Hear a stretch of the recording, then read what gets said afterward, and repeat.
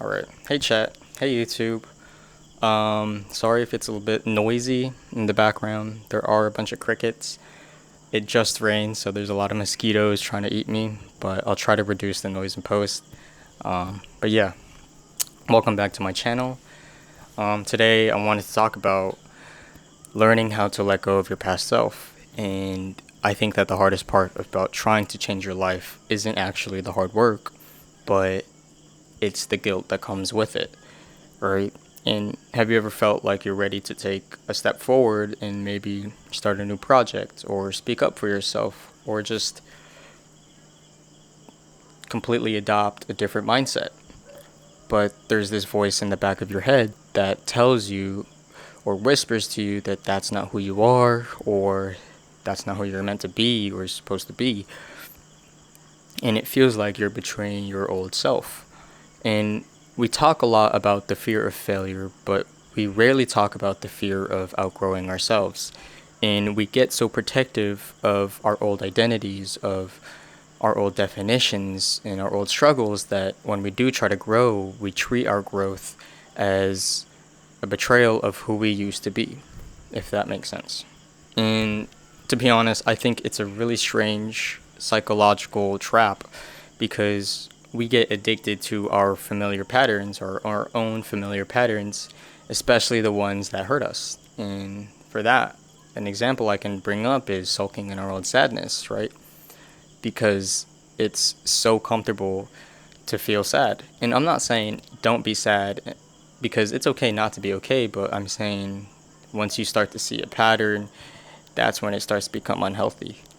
And if you spent your years identifying yourself as the anxious person or the quiet one or the victim of a bad situation, obviously you're going to be comfortable over there.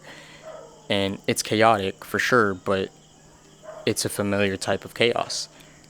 And when you start to heal or when you decide to try something completely out of character, your whole mind panics. And it feels unsafe because it's uncharted territory. And to be honest, I've caught myself doing this in high school because I noticed myself slipping to a really good mood or feeling confident about a creative venture.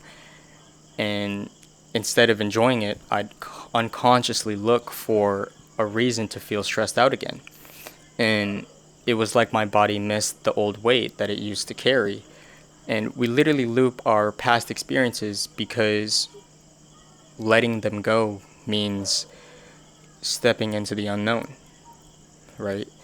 And the truth is, you can't build a new house if you refuse to leave the ruins of an old one, right?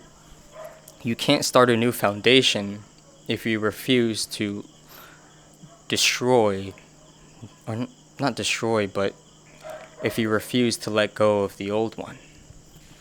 And I think that the first step to actually letting yourself evolve or letting yourself grow is to stop apologizing for it in the first place, right?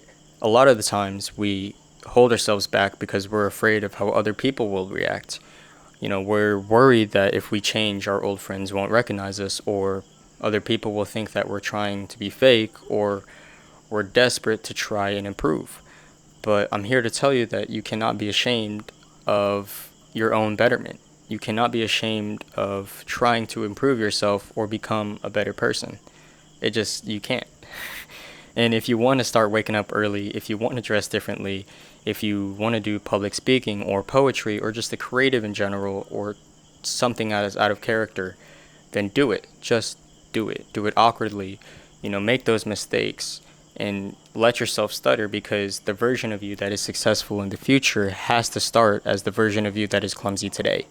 And you have to give yourself permission to be a beginner of your new identity, of the person you're trying to become, right? And you have to let go of the past version of yourself. And you aren't betraying your past self by simply growing, because the younger version of you survived everything they did just so you could have the chance to stand here today and choose something better and be someone better. And it's okay not to have a strict definition of who you are right now. It's okay to be in between, but you just have to stop holding on so tightly to the person that you outgrew. and let that past version of yourself go and and thank them for the lessons, and allow yourself to see who you could become in the future or right now. And yeah, that's all I have. So thank you all for watching. And if you drop a comment down below, um, about a part of yourself that you're learning to let go of, and I'd love to read them. So yeah, thank you all.